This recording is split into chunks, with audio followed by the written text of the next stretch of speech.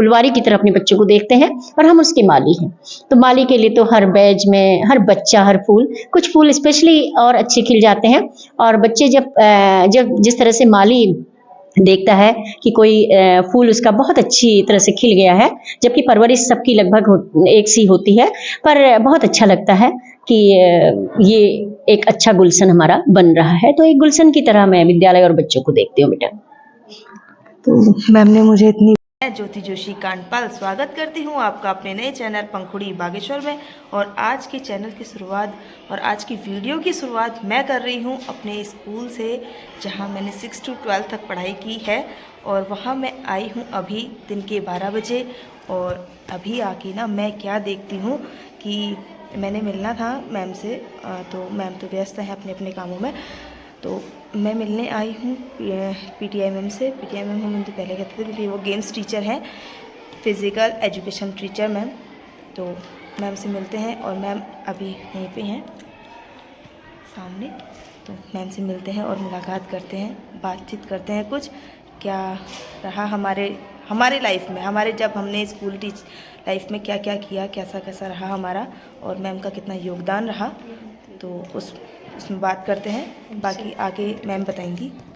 अभी मैं जो मैम के पास आई हूँ, उनके पास आने का कोई मेन कारण तो नहीं था, लेकिन मैं जब स्कूल टाइम पे थी ना, तो मैं काफ़ी प्रेरित थी मैम से। केवल एक उनके व्यवहार की वजह से नहीं, उनकी बहुत सारी चीज़ें ऐसी हैं जो हमें प्रेरणादायक बनाती हैं। और मैं जब भी कभी घर पे अपने बच्चे के साथ या कभी वैसी स्टाफ में, क्योंकि मैंने भी काफ़ी टाइम स्कूल पढ़ाया है, तो मैं बच्चों को भी काफ़ी टाइम से मतलब बताते रहती थी कि हमारे टाइम पे मैम ऐसी थी और इस टाइम पे ऐसे पढ़ाया जाता था, और आज के टाइम पे भी पढ़ाया जाता है, लेकिन कुछ फ्रीडम के साथ पढ़ाया जाता है। बच्चों के संग ज़्यादा नोक-झोंक, मतलब ज़्यादा स्ट्रिक्टनेस नहीं दिखाई जाती है। तो एक टाइम था जो मैम की हमेशा मुझे याद रहती थी, हमेशा मैम की बातों की याद रहती थी। तो मुझे इसीलिए मन किया कि मैम से मैं बहुमूल्य समय उनका मांगूं, क्योंकि मुझे ना पहले से भी मैं आ रही थी, लेकिन काफ़ी टाइम मैंने मैम से कहा कि मैम अब थोड़ा बातचीत करते हैं कभी बात, कि अपने लाइफ में हमारे कौन कौन हमारा गाइडेंस के रूप में हमारे साथ रहा है। हमारे पेरेंट्स के अलावा काफ़ी लोगों के साथ उनके टीचर्स भी रहे, तो मेरे साथ भी एक टीचर है जो काफ़ी, मतलब ऐसा नहीं है कि और टीचरें नहीं है, काफ़ी टीचरें हैं जो हमारे टाइम पे पढ़ाती थी। उसमें से मैं कुछ का नाम लूँगी। ज्योतिबेन मैम है जो हमारी फिजिक्स की मैम थी, उन्होंने भी मुझे बहुत गाइडेंस दी है, और उनकी बदौलत ही मैं आज एक साइंस की स्टूडेंट कहलाती हूँ। और अगर शायद उनका योगदान नहीं रहा होता तो मैं भी आर्ट साइड की होती, और मुझे आर्ट साइड बिल्कुल अच्छी नहीं लगती थी उस टाइम पे, लेकिन आज तो अच्छी लगती है, क्योंकि आर्ट साइड वाले बहुत बहुत ज़्यादा होशियार बच्चे होते हैं, मैं मानती हूँ इस बात को। और ये बात है, इसीलिए मैंने मैम को भी प्रेरणादायक के रूप में समझा, और मैम ने मुझे बहुत गाइडेंस दिया है बचपन से ही, पढ़ाई के मामले में ही नहीं, काफ़ी चीज़ों के मामले में, जैसे कि अपनी स्कूल लाइफ से रिलेटेड पर्सनल लाइफ, मतलब कि मैम ने मेरा शादी के उसमें भी मैंने काफ़ी मैम से पूछा था कि मैम कैसा होना चाहिए, क्या करना चाहिए, आगे करना चाहिए या नहीं करना चाहिए, ये टाइम ठीक है ना करते हुए मैम के पास सीधे ले जाया जाए और मैम से ही पूछा जाए कैसा रहा हमारा स्कूल का सफ़र 6 to 12 तक मैम के साथ। तो ये है मैम, ये है हमारी मैम। तो मैम का नेम है मिसेस बीना फुलेरा। तो मैम से सीधे बातचीत करते हैं। तो मैम बोलो, कैसा रहा आपका, जब हम थे स्टूडेंट के लाइफ में, स्टूडेंट के टाइम पर, तो कैसा रहा आपका वो सफ़र हम बच्चों के साथ का? बहुत अच्छा है बच्चों बेटा, मैं तो बहुत लंबे समय से बच्चों के साथ हूँ। तो मेरे लिए तो हर बैच आता है और चला जाता है। हर बैच में कुछ ऐसे बच्चे होते हैं, ऐसा रहता है कि वो कभी मिस नहीं होते हैं हर बैच में। तो मुझे तो याद भी नहीं है, क्योंकि तुम जैसे कितने सारे बच्चे ऐसे होते हैं जो अपने आप को टीचर्स का हर बच्चा सामने होता है, पर बच्चे कुछ खास टीचरों को ऑब्जर्व कर रहे होते हैं। ये मेरा सौभाग्य है कि ज्योति तुम्हें लगता है कि मैं तुम्हें प्रॉपर गाइडेंस दे पाए, और मेरा उद्देश्य भी यही रहता है कि मैं प्रत्येक बच्चे को, तुम्हारी तरह ही प्रत्येक बच्चे को अच्छा गाइडेंस दे सकूं। एक एजुकेशन, किताबी एजुकेशन बहुत बड़ी नहीं है मेरे मायने में, क्योंकि जब तक हम अतिरिक्त ज्ञान बच्चे को नहीं देते हैं, वो ज्ञान किताबों से उस ज्ञान को हमें सिलेक्ट करके लाना होता है जो बच्चा अपने जीवन में उसको अप्लाई कर सके।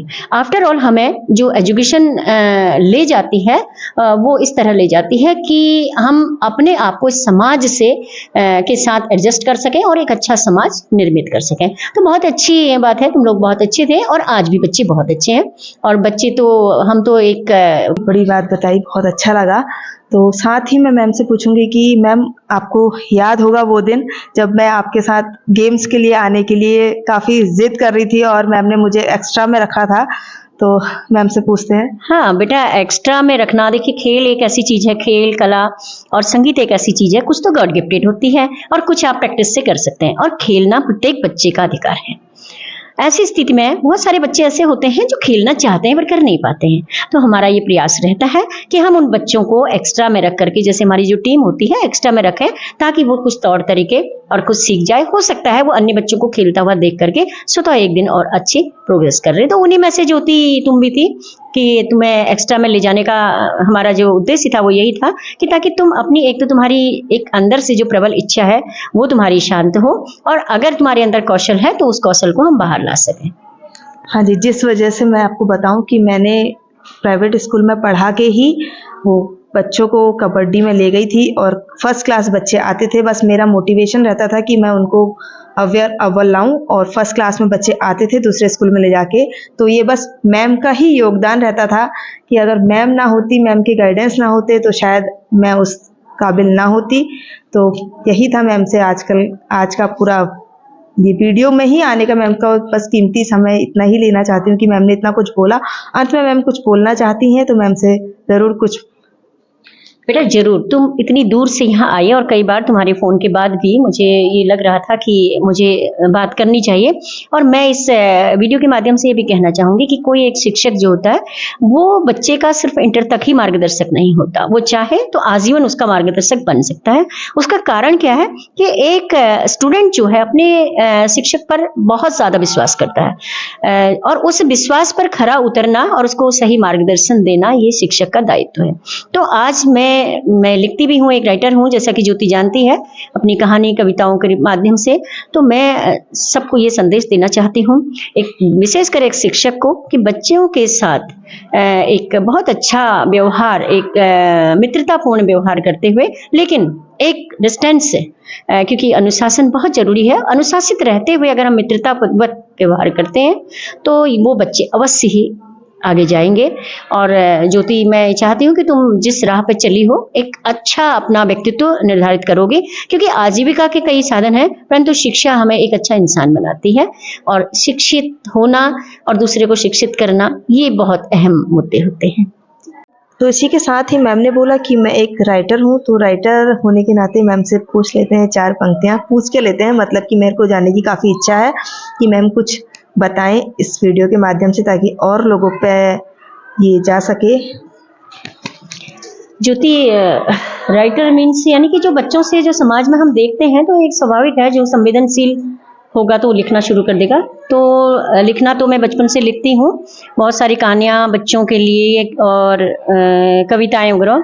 तो अभी तुमने कहा है तो मैं 4 पंक्तियाँ तुम्हें सुनाना चाहूँगी कि इतनी छोटी नहीं ये दस्त जिंदगी, इतनी छोटी नहीं ये दस्त है जिंदगी कि मुंह मोड़ ले तो उसके रुखसार से, लपेट ले अपने सपनों को आंचल में अपने, लपेट ले सपनों को आंचल में अपने, देख इसमें रखा तेरा सामान बाकी है, देख इसमें रखा तेरा सामान बाकी है। तो thank you so much ma'am कि आपने मुझे अपना एक कीमती समय दिया, और इस समय के साथ ही आपका बहुत बहुत धन्यवाद है। तो दोस्तों, उस समय तो मैं उतना बात नहीं पर कर पाई क्योंकि मैम को देर हो रही थी, और अभी मैं व्लॉग की एंडिंग भी कर रही हूँ और मैं कुछ बातें ऐसी भी बता रही हूँ। मतलब बहुत सारी टीचरें हमारे संग शिक्षा मार्गदर्शन के रूप में, काफ़ी टीचरें रही हैं हमारी शिक्षा के क्षेत्र में। तो इसमें से कुछ मैम तो हैं, सुनीता पांडे मैम, वो बहुत मार्गदर्शन दिया उन्होंने, केमिस्ट्री की मैम रही हैं। और कुछ मैम, मैंने डीएलएड भी किया है तो डीएलएड के टाइम पे भी पुष्पा भैंसवाड़ा मैम थी, सुनीता पांडे मैम थी, उन्होंने भी बहुत अच्छा गाइडेंस दिया हमें और हमने भी रिज़ल्ट अच्छा दिया था। तो मतलब थोड़ा सा उनका मार्गदर्शन था, और फिर बाद में हमारा ही मैम ये था गाइडलाइन, उनकी गाइडलाइन के अनुसार ही हमने काम किया था, तो काफ़ी अच्छा रहा। और रजवार मैम है, रजवार मैम को मैं भूल भी नहीं सकती। मीना बेरी मैम है, उनको भी मैं भूल नहीं सकती, काफ़ी अच्छी मैम थी और काफ़ी गाइडेंस मैम ने किया था। 2 मैम तो हमारे बीच में नहीं है, रजवार मैम और मीना बेरी मैम, तो ये 2 मैमों की हमेशा कमी हमारे दिल में हमेशा खली रहेगी। और हमें बहुत बुरा लगता है कि मैम लोग इतने अच्छे थे और हमारा सौभाग्य था कि हमने उनसे पढ़ाई करी थी। और कुछ मैम, ममता शर्मा मैम भी बहुत अच्छी मैम थी, उन्होंने हमें हिंदी में बहुत अच्छा गाइडेंस दिया था। हिंदी के उन्होंने ही हमें छंद वगैरह इतना अच्छे पढ़ाए थे, उन्होंने ही हमें मुहावरे हर चीज़, पशुपति राम का इतना अच्छा संवाद बताया था। तो ये काफ़ी टीचरें ऐसे हैं जो मतलब हमारे जीवन में कभी भी भूलने लायक नहीं हैं। और वैसे भी ना, जो ऐसी मतलब ये क्लास होती है और उसमें अगर मैम लोग का अच्छा गाइडेंस मिल जाता है तो ज़रूर सफलता मिलती है। होप शो अभी तो मैं कुछ भी नहीं हूँ, लेकिन उम्मीद करती हूँ उनकी बदौलत अगर मैं कुछ बन जाऊँ तो ज़रूर उनका धन्यवाद तहे दिल से उनके साथ उनके पास जाकर करूँगी। और बस यही था मेरा आज का ब्लॉग। अगर मेरा आज का ब्लॉग आपको पसंद आया तो मेरा आज के ब्लॉग में आप थैंक यू सो मच। और आप सभी टीचर्स की बहुत धन्यवाद कि आप सबकी वजह से हम इस काबिल बने हैं। और मेरा तो फ्रेंड सर्कल भी बहुत अच्छा था, जो हम लोग इतने अच्छे फ्रेंड्स थे, हमने काफ़ी मेहनत भी करी थी। साइंस साइड ग्रुप से हम इतने अच्छे टीचर्स थे। यही था मेरा आज का ब्लॉग। अगर आपको मेरा आज का ब्लॉग पसंद आया तो इस ब्लॉग को कीजिएगा लाइक, शेयर एंड सब्सक्राइब और अपने सारे दोस्तों तक पहुंचाइए, क्योंकि आप सबकी कोई ना कोई फेवरेट टीचर ज़रूर होंगी। और आपकी कौन कौन सी किस किस की फेवरेट टीचर है ज़रूर कमेंट बॉक्स में बताइएगा। कौन सी मैम फेवरेट है वो ज़रूर बताइएगा। यही नहीं कि हमारे स्कूल के ही बच्चे बोल रहे हैं, आप वर्ल्ड में कहीं भी कोई भी इस ब्लॉग को देख रहा है तो ज़रूर कमेंट बॉक्स में अपनी फेवरेट टीचर बताइएगा। तो बस यही था मेरा आज का व्लॉग। होप सो आपको पसंद आया।